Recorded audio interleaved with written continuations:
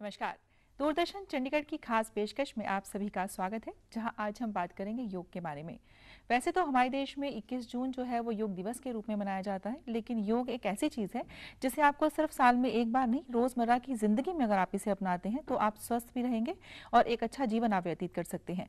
और जैसे कि आजकल गर्मी है, तो गर्मी में किस तरह के व्यायाम करने चाहिए और व्यायाम करने में या योग करने में हम किस तरह की गलतियाँ करते हैं, इस बारे में आज हम तमाम जानकारी हासिल करेंगे। और इस पर जानकारी देने के लिए हमारे साथ स्टूडियो में मौजूद हैं डॉक्टर नरेश, जो है योगा एक्सपर्ट हैं और अपनी वर्कशॉप्स लगाते हैं और योगा को काफ़ी सालों से कर रहे हैं। और इनके साथ इनके दो सहयोगी यहाँ स्टूडियो में मौजूद हैं, योगी रमन शर्मा और योगिनी शबनम सलमानी। तो सर, आप सभी का आज स्टूडियो में स्वागत है। दूरदर्शन के सभी दर्शकों को मेरा प्रणाम। सर, सबसे पहले जैसे कि मैं आपसे जानना चाहूँगी कि अगर हम योग की बात करते हैं तो लोग आजकल इसे एक्सरसाइज के रूप में मानने लगे हैं। तो मैं आपसे जानना चाहूँगी कि आप जैसा इसमें एक्सपर्ट हैं, तो आपके अनुसार योगा क्या है? देखिए, योग एक जीवन पद्धति है। योग हमारे महापुरुषों के द्वारा हजारों साल पहले, हजारों साल की तपस्या के बाद एक विश्व को धरोहर है, जिसके द्वारा हम शरीर को स्वस्थ रख सकते हैं। लेकिन लोगों का नजरिया आज योग में सिर्फ व्यायाम तक है। योग व्यायाम नहीं है, एक जीवन पद्धति है जिसके द्वारा आप शरीर को स्वस्थ, मानसिक तौर पर और आध्यात्मिक तौर पर और शारीरिक तौर पर स्वस्थ रख सकते हो। आप आपके अंदर की जो शक्ति है उसको आप विस्तार कर सकते हो, विकसित कर सकते हो। ये योग है। और योग अलग अलग है, अलग अलग महापुरुषों के द्वारा योग, कर्म योग, ज्ञान योग, भक्ति योग, अनेक प्रकार के योग हैं। लेकिन महर्षि पतंजलि के द्वारा योग को एक 8 अंगों के रूप में प्रसारित किया गया है। लेकिन आजकल से अगर हम बात करें योग यानी योगा और आसन और प्राणायाम, इन दोनों में क्या फर्क है? देखिए, योग के 8 अंग हैं महर्षि पतंजलि के अनुसार जी। यम, नियम, आसन, प्राणायाम, प्रत्याहार, धारणा, ध्यान, समाधि। लेकिन आज आम धारणा है, जो नए नए ट्रेनर आए हैं वो सिर्फ योग को आसन और प्राणायाम तक सीमित रखते हैं, लेकिन ये गलत है। जब भी हम योग स्टार्ट करते हैं, सबसे पहले हम यम और नियम को लें। आसन इसकी तीसरा स्थान है, तीसरा अंग है। उसके बाद प्राणायाम आता है, प्राणायाम के बाद प्रत्याहार, धारणा, ध्यान, समाधि। तो इन दोनों में फर्क क्या है? देखिए, आसन एक शरीर की वो ऐसी मुद्रा है जिसमें आप एक विशेष स्थिति में सांस को रोककर रखते हो और जो शरीर को आपको विकसित करती है, एक अंदर की शक्ति से, बाह्य शक्ति से। लेकिन प्राणायाम के द्वारा आप सांस, जैसे कि प्राणायाम के नाम से ही पता लगता है, प्राण प्लस आयाम। प्राण का मतलब है सांसें, एक जीवन जीने की ऊर्जा। आयाम का मतलब विस्तार, प्राणों का विस्तार करना, ये प्राणायाम है। दोनों में ये फर्क है। ये एक सांस की टेक्निक है। आपने सुना होगा कि हमारे सभी धर्मों के शास्त्रों में वर्णन है कि एक सांसों की गिनती है। आप सांसों की गिनती को तो नहीं कर सकते, बोलते हैं आमतौर पर इसके सांस पूरे हो चुके हैं। बिल्कुल। लेकिन हम सांस तो नहीं बढ़ा सकते, लेकिन सांस को लंबा करके आप अपनी एज को लंबा कर सकते हो, बढ़ा सकते हैं। शायद यही जो टेक्निक्स हैं उसी को इस्तेमाल करके जो हमारे ऋषि मुनि हैं, कई हजार साल कहा जाता था कि उनकी समाधि की अवस्था में बिना खाए पिए रुक सकते थे। तो इस तरह की अगर हम बात करें योगा को लेकर, कुछ लोगों को ये रहता है कि सभी के पास सुबह का समय नहीं होता योग करने के लिए। तो अगर दोपहर में किसी को योग करना हो तो ये कहा जाता है कि खाली पेट होना चाहिए, या कितने समय का अंतराल होना चाहिए अगर किसी ने खाना खाया है या कोई शाम के समय करना चाहता है? देखिए, वैसे तो योग के लिए सुबह का समय सबसे अच्छा है, सर्वोत्तम है। लेकिन हाँ, काम की वजह से कुछ भी कारण हो सकता है, कुछ भाई बंधु योग सुबह नहीं कर सकते, उनके लिए शाम का समय भी अच्छा है। ना से कुछ करें वो ठीक है, लेकिन कम से कम खाना खाने के 4 से 4.5 घंटे के बाद योग करें आप। कम से कम 4 घंटे का, क्योंकि 3.5 घंटे तक हमारा जो फूड है हमारे पेट में रहता है, उसके बाद वो इंटेस्टाइन में जाता है जी। और ये तो हुई सॉलिड की बात। अगर किसी ने लिक्विड लिया है, कोई जूस लिया है, तो उसमें कितना अंतराल रहेगा? लिक्विड के बाद आप कम से कम 40-45 मिनट के बाद योग कर सकते हैं। लेकिन 40 से 45 मिनट के बाद कर सकते हो, लेकिन कोशिश करें आप ज्यादा समय रहे जी। लेकिन लिक्विड है वो पास कर जाता है स्टमक से आगे, इसलिए आप कर सकते हो, लेकिन कोशिश करें कि ये भी ना लें आप। चलिए, तो ये तो थी जो आपने योग की एक महत्वपूर्ण जानकारी दी। तो अब हम आएंगे योग के ऊपर कि जैसे कि एक ऐसा योग, कौन कौन से ऐसे योग हैं जो हर उम्र के व्यक्ति कर सकते हैं? बच्चे हैं, बुजुर्ग हैं, जो टीनेज हैं, या फिर जो एक 50 साल के बीच में जो महिलाएं या पुरुष आते हैं, तो कौन से ऐसे योगासन हैं जो सभी उम्र के व्यक्ति आसानी से ऐसा कर सकते हैं? देखिए, वैसे तो योग आसन के अंदर कोई भी ऐसा आसन नहीं है जो कोई ना कर सके, लेकिन वो डिपेंड करता है कि आपने योग कब स्टार्ट किया। जी। आपकी बचपन से आप सभी योग कर सकते हैं, कुछ उम्र के बाद कर सकते हो, तो कुछ आसन है जो आप नहीं कर सकते, कुछ कर सकते हो। अब ओल्ड एज है, आप शीर्षासन नहीं कर सकते, स्टार्टिंग से करोगे तो आप आराम से कर सकते हो। ये जरूरी नहीं है कि सभी आसन सभी के लिए इफेक्टिव हो। बॉडी के हिसाब से, समय के हिसाब से, कोई बीमारी है उसके हिसाब से अलग अलग योग अलग अलग बॉडी के हिसाब से किया जाता है। जी। अगर कोई थोड़ा बहुत बचपन से करता आया है, ऐसा आजकल तो वैसे ही योगा का काफी ट्रेंड है, सभी लोग अपने चाहते हैं कि करें, तो अगर कोई शुरुआत कर रहा है, अब कोई शुरुआत कर रहा है 15 या 20 साल की उम्र में या थोड़ा सा उससे आगे के समय में, तो कौन कौन से ऐसे कॉमन योगासन है जो वो कर सकते हैं? देखिए, सबसे पहले तो मैं आपको ये कहूंगा कि योग आसन से पहले हम जो इसके दो भाग हैं, यम और नियम, उसको जरूर फॉलो करें। यम हमारे जीवन जीने के 5 आयाम हैं, जो होते हैं सत्य, हिंसा, अहिंसा, परिग्रह, इनको जरूर फॉलो करें। क्योंकि जब तक आप अष्टांग योग के पहले 2 भाग को जीवन में नहीं उतारोगे, नहीं फॉलो करोगे, तो आसन और प्राणायाम का आपको पूरा लाभ नहीं मिलेगा।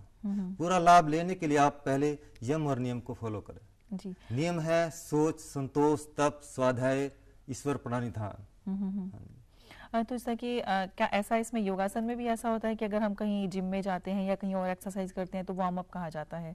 तो योग में ऐसी कौन सी क्रियाएं हैं जो मैं चाहूंगी कि जो हमारे योगी हैं और योगिनी हैं वो कर बताएं कि कौन से आसन हैं जो वार्म अप जिनके थ्रू किया जाए? जी, जैसा हम जिम में जाते हैं उसमें बोलते हैं वार्म अप, लेकिन योग के अंदर हम बोलते हैं सूक्ष्म व्यायाम, माइक्रो एक्सरसाइज। योग आसन शुरू करने से पहले हम कुछ माइक्रो एक्सरसाइज करते हैं। मैं अपने दोनों योगियों से बोलूंगा कि वो करें। सबसे पहले दोनों हाथ सामने लेके जाइए, यस, और दोनों हाथ को क्लॉकवाइज रोटेशन देंगे, यस।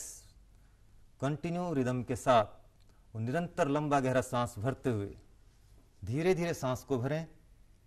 जब भी आप योग स्टार्ट करते हो, सांस की प्रक्रिया कंटिन्यू रहे और सांस को लंबा गहरा सांस भरें, और कोशिश करें जितना लंबा गहरा सांस आप भरते हो, कम से कम उससे डबल समय आप सांस को छोड़ने में लगाइए, यस, रिवर्स।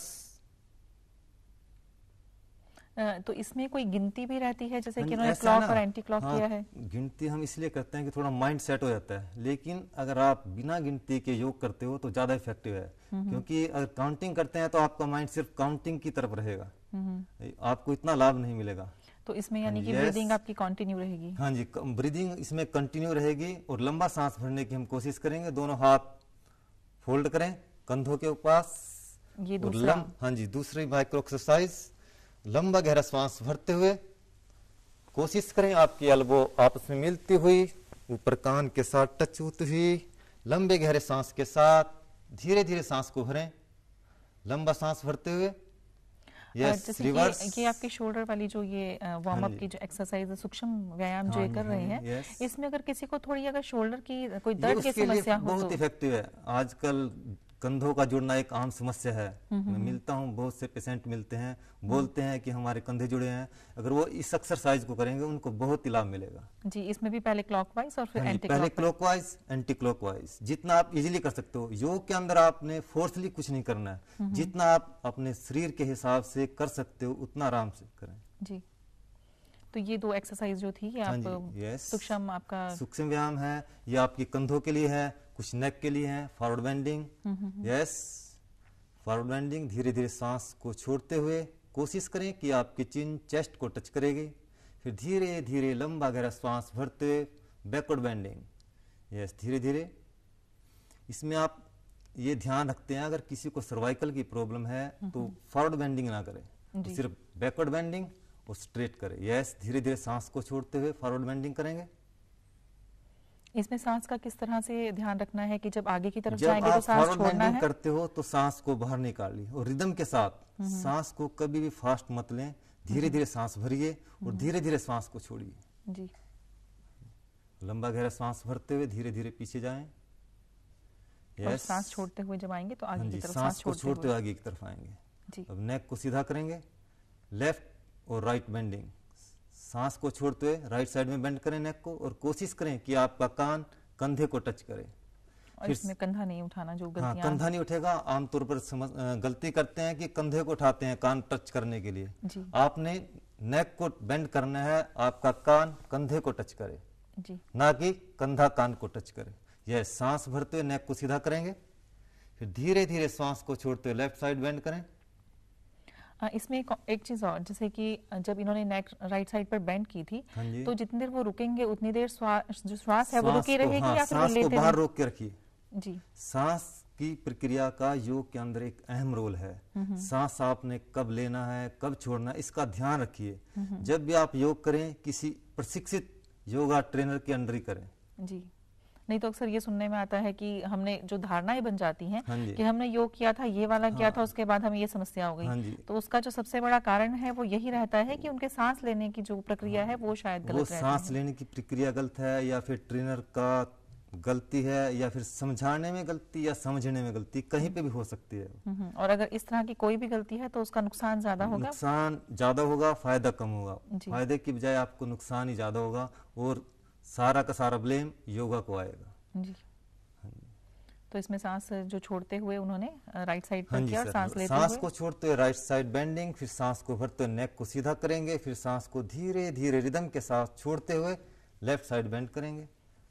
ये सूक्ष्म व्यायाम है, ये नेक के लिए, कुछ हमने शोल्डर के लिए किए हैं। अब दोनों टांगों को सीधा करेंगे। ये जो सभी है ये अभी हम सूक्ष्म व्यायाम ही अभी हम सूक्ष्म व्यायाम है, जो कि आपको पूरा व्यायाम करने से पहले करने हैं। हाँ जी, जैसे कि आप जिम में जाते हो, वार्म अप करते हो, लेकिन हम योग के अंदर इसको बोलते हैं सूक्ष्म व्यायाम जी। दोनों पांव को स्ट्रेच करेंगे, forward yes, backward bending, spine को सीधा रखते हुए।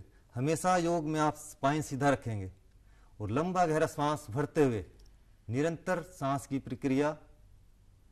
Yes, forward bending, backward bending, yes, दोनों पांव के बीच थोड़ा फासला रखिए और लेग ट्विस्टिंग। यस, कोशिश करें कि आपके दोनों पांव के अंगूठे आपस में touch. Yes, Shabnam, leg twisting.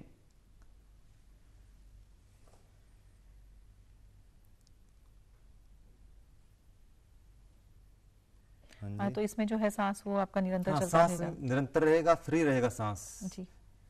जो आप गर्दन के साथ की जो प्रक्रियाएं करते हैं उसमें आपको सांस का ध्यान रखना है। सांस का जो आप इस तरह से कर रहे हैं इसमें आपको सांस नॉर्मल, आपका सांस नॉर्मल रहे, लंबा सांस हो जी। हाँ, अक्सर देखते हैं कि सांस लेने की प्रक्रिया हमें पता ही नहीं है जी। मैक्सिमम 70 to 70% वर्क हमारे लंग्स वर्क करते हैं, किसी को नहीं पता। मैक्सिमम 70 to 75%, क्योंकि हम सांस ही नहीं लेते। हमारी जो प्रक्रिया है नेचुरल, जो सांस चलता है वो चलता है, लेकिन हम कभी नहीं पता भी सांस कैसे लें, कैसे सांस को छोड़ें। हमेशा कोशिश रहे जब भी आपको याद आए या जब आप योगा के लिए बैठें तो लंबा गहरा सांस भरें, आपके लंग्स सांस से भर जाएं और कोशिश करें सांस को कुछ समय रोकिए। उसके बाद जितने समय आप सांस भरते हो उससे ज्यादा समय में सांस को धीरे धीरे छोड़िए, आपको योग का पूरा लाभ मिलेगा। तो ये तो थे जो वार्म अप के जो थे, ये योग थे, सूक्ष्म जो थे व्यायाम थे।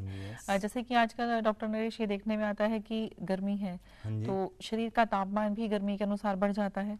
तो कुछ गर्मी से संबंधित ऐसे कौन से योगासन है जिनको करके हम अपने शरीर का जो तापमान है वो स्थिर रख सकते हैं? देखिए, जैसा कि गर्मी का सीजन है, कुछ योग हम कर सकते हैं, कुछ प्राणायाम कर सकते हैं जी।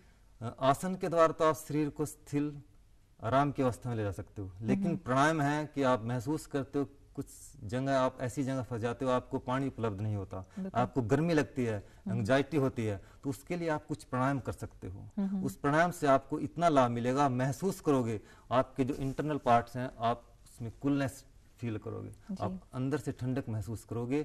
उसके लिए कुछ 2 प्राणायाम है, शीतली और शीतकारी। मैं चाहूंगा कि मेरे योगा ट्रेनर वो करके दिखाएं।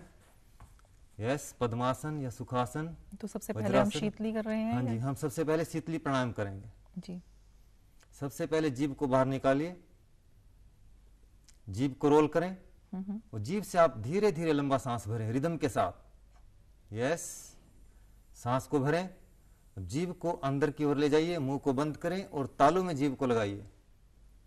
तो जिसमें बैठने का जो पोस्चर हाँ, बैठने का पोस्चर है, स्पाइन को सीधा रखेंगे। ये तो हुआ शीतली प्राणायाम यहाँ तक, लेकिन इसके अंदर हम एक बंद लगाते हैं, उसको बोलते हैं जलंधर बंद।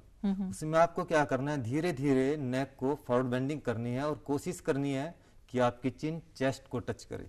जी। जब तक आप सांस को इजीली रोक सकते हो तो सांस को रोक के रखिए। जब आपको लगता है कि सांस नहीं रुकता तो धीरे धीरे सांस को नाक से छोड़ते हुए नेक को सीधा करेंगे। यस, कम बैक, धीरे धीरे रिदम के साथ।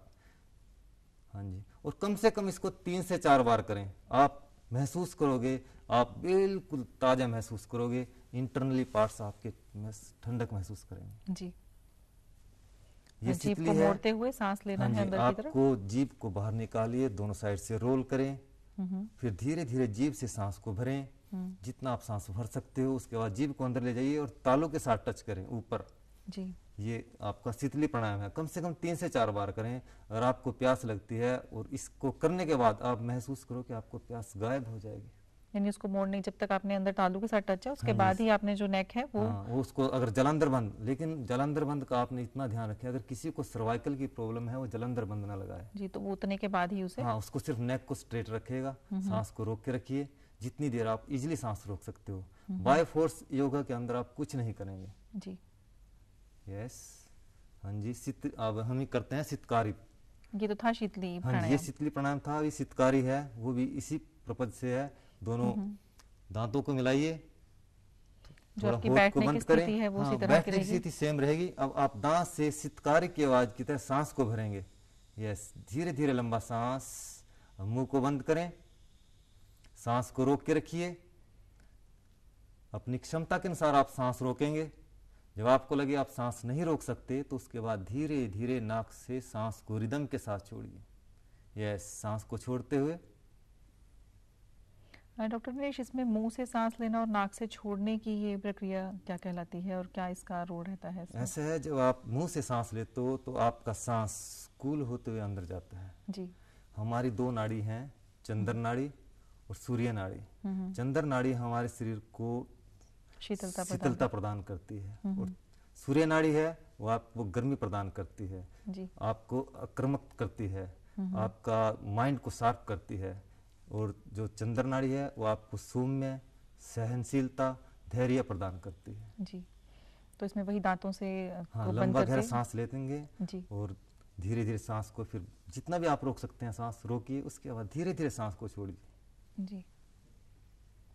इसे भी 4 से 5 बार। कम से कम कोई भी प्राणायाम है 4 से 5 बार जरूर करें। कम से कम है, ज्यादा कर सकते हो तो बहुत ही अच्छा। कम से कम 5 मिनट 10 मिनट तो आपको लाभ मिलेगा, ज्यादा से ज्यादा। यस।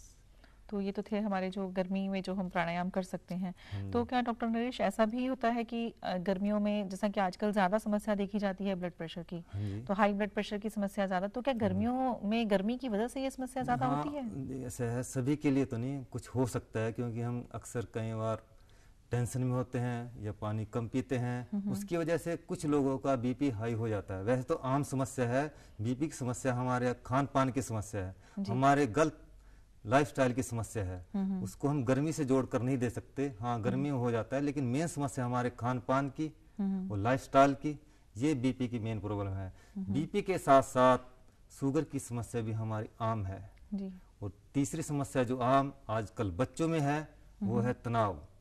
हम देखते हैं जगह जगह पर छोटी छोटी एज के बच्चे तनाव से हैं। बिल्कुल। तनाव का कारण कोई नहीं है, बिना ही वजह के तनाव में है। और वो उसका जो मेन कारण है वो ज्यादातर आपका खाने पीने का या खान पान है, क्योंकि रॉन्ग लाइफस्टाइल, देर से सोना, देर से उठना, जंक फूड का इस्तेमाल करना और तले भुने फूड का इस्तेमाल करना। हम कोशिश करें कम से कम जंक फूड जरूर छोड़ दें जी। अपने बच्चों को हम घर पे बनाया हुआ हेल्दी फूड दें, हरी सब्जियां दें, दलिया दें, दूध दें।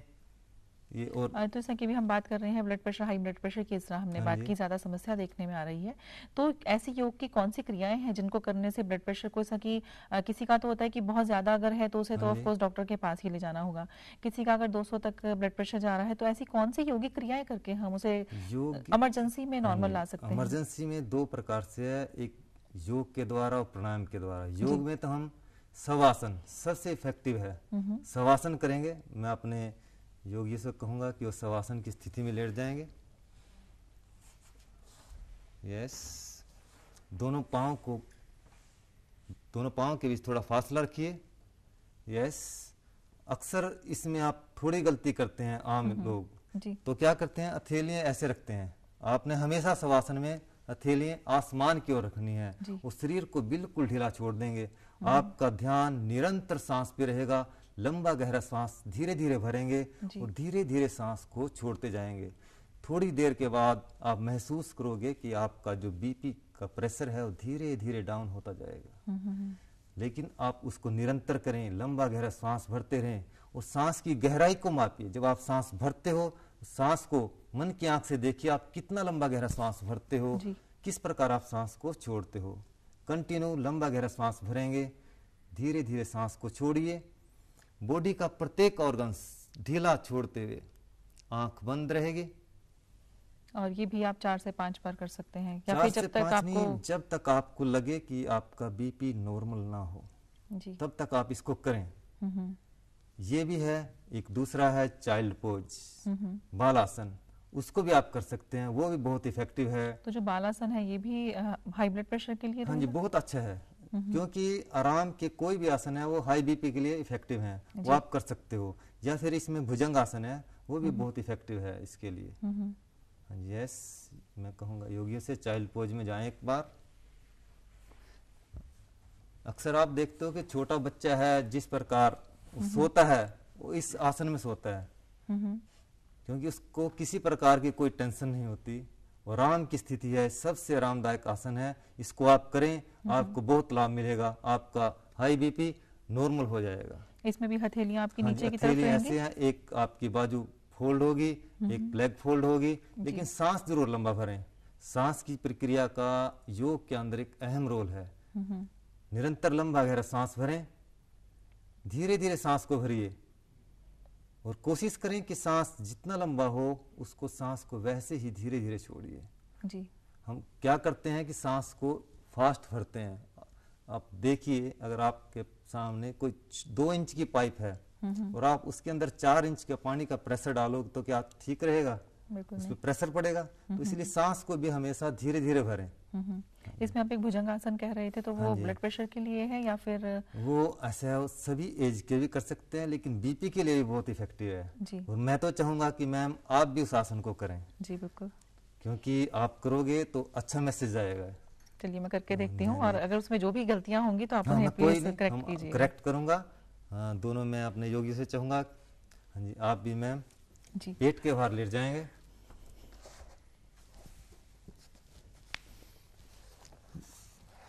भुजंग आसन में दोनों हाथ आपके शोल्डर के पास होंगे, दोनों पांव को मिलाइए।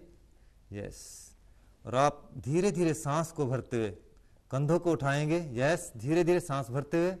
यस, और इसमें कोशिश करें नाभि तक आप कमर उठाएं। सांस को रोक के रखिए जब तक आप सांस को इजीली रोक सकते हो। आसमान की ओर देखिए। अगर आपको हाई बीपी की प्रॉब्लम है तो सांस नॉर्मल रखेंगे, बाकी सभी सांस रोक के रखिए। यस, अब धीरे धीरे सांस को छोड़ते हैं वापस भुजंग आसन। इसको हम कोबरा पोज के नाम से भी जानते हैं। यस, अब मैं चाहूंगा कि आप एक बार फिर से करें। डॉक्टर नरेश, इसमें ऐसा कि करने में ज्यादातर ये कहा जाता है भुजंगासन में कि अगर इसे सही तरह से ना किया जाए तो इसमें कि कुछ नेक प्रॉब्लम या कुछ इस तरह की समस्या रहती है। ऐसा है, उसकी प्रॉब्लम एल्बो की प्रॉब्लम भी आ जाती है। हम क्या करते हैं, कई बार आपकी आर्म्स हैं उसको बाहर की तरफ रखते हैं। उसको कोशिश करें कि आपकी आर्म्स बॉडी के साथ क्लोज हों। जब आपका प्रेशर एल्बो पे पड़ता है तो यहाँ पे आप कई बार पेन की समस्या से ग्रसित हो जाते हो। तो इसलिए कोशिश करें कि आपकी आर्म्स बॉडी के साथ हों। लंबा गहरा सांस भरते हुए नेक को उठाएंगे और आसमान की ओर देखेंगे। सांस को अपनी क्षमता के अनुसार रोकेंगे। अगर आपको कोई हाई बीपी की प्रॉब्लम नहीं है तो सांस नॉर्मल, हाई बीपी की प्रॉब्लम है अगर नहीं है तो सांस को रोक के रखिए क्षमता के अनुसार जी। और आपका जो रेस्पिरेटरी सिस्टम है उसको स्ट्रॉन्ग करता है। मैं देखता हूँ छोटी छोटी एज के बच्चों को अस्थमा की मेन प्रॉब्लम है। अगर अस्थमा का पेशेंट भुजंग आसन को करता है तो उसको बहुत ही लाभ मिलेगा। बस इसमें ध्यान हमें यही रखना है कि जो है एक अपने तो आपका पोज सही हो, सांस की प्रक्रिया सही हो, सांस की टेक्निक और पोज का ध्यान रखिए तो योग में आपको पूर्ण लाभ मिलेगा। जी, तो ये तो हमने किए जो ब्लड प्रेशर से संबंधित जो हमने किए, तो इसमें जैसा अभी आपने बात की थी शुगर की समस्याएं ज्यादा पाई जाती हैं, तो उससे संबंधित हम कौन सा योगासन कर सकते शुगर हैं? से संबंधित योग के अंदर एक बहुत इफेक्टिव आसन है जी, और मैं चाहूंगा कि वो मेरे योगी जरूर करें। यस, वापिस वज्रासन में आए। जब आप वज्रासन में बैठते हो तो कोशिश करें एक बार सीधे दोनों टांगे वापस लेके आइए, दोनों टांगों को सीधा करें। सबसे पहले राइट लेग को फोल्ड करें। यानी वज्रासन में बैठने का सही वज्रासन तरीका में है। सही तरीका ये है, हम अक्सर सीधा बैठ जाते हैं, वो रॉन्ग तरीका है। जब भी आप वज्रासन में बैठते हो पहले राइट लेग को फोल्ड करें, फिर लेफ्ट को फोल्ड करें, स्पाइन को सीधा रखिए। आपके दोनों पांव, मैं चाहूंगा कि एक बार आप बैक उस साइड करें। यस, आपके दोनों पांव के अंगूठे मिले हों, एडी बाहर की साइड हो, ये सही पोस्चर है। स्पाइन सीधी। यस, अब फेस उधर करेंगे।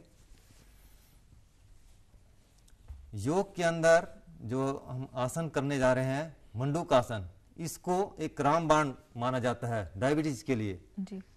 लेकिन आपका करने का तरीका सही हो, अगर आप 4 से 5 बार करेंगे इसको, जब खाना खाने से पहले आप या खाना खाने के बाद कम से कम 3 से 4 घंटे बाद करें। अगर आप अपनी डायबिटीज चेक कर लें, उसको 4-5 बार करें तो आप देखोगे कि आपका जो रिजल्ट है वो अच्छा है। बहुत तो मैं अच्छा चाहूंगी कि जो हमारे योगी हैं वो उसे कर दिखाएं। दोनों हाथ की मुट्ठी बंद करें, अंगूठे दबाइए, नाभि के दोनों साइड दोनों हाथ को रखिए।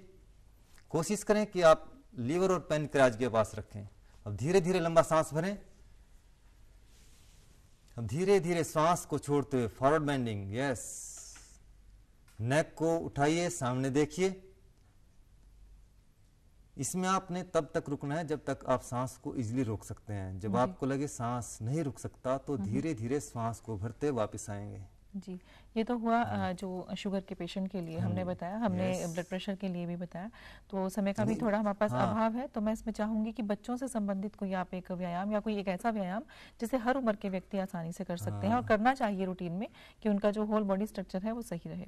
देखिए, वैसे तो उम्र इसके बीच में नहीं आती। किसी भी एज का कोई भी व्यक्ति, 8 साल से ऊपर का बच्चा और 90 साल तक का ओल्ड एज, कोई भी समस्या नहीं है, कोई भी समस्या नहीं है, वो योग कर सकता है। लेकिन योग के अंदर एक ऐसा आसन है जिसको हम कभी भी कर सकते हैं। जैसे कि मानते हैं योग करेंगे जब कम से कम 3-4 घंटे पहले कुछ ना खाएं, खाली पेट योग करें। लेकिन एक ऐसा आसन है जिसको आप कभी भी कर सकते हो। और मैं चाहूंगा आपको भी और सभी को भी, मेरा सभी को मैसेज है, इस योग को आप खाना खाने के तुरंत बाद जरूर करें, क्योंकि इससे आपका जो फूड है बहुत जल्दी डाइजेस्ट होगा। उसको बोलते हैं वज्रासन। जैसे कि मेरे योगी बैठे हैं, ये वज्रासन की स्थिति में बैठे हैं जी। इसमें दोनों हाथ घुटनों पे रहेंगे, ज्ञान मुद्रा में रखेंगे तो बहुत अच्छा होगा।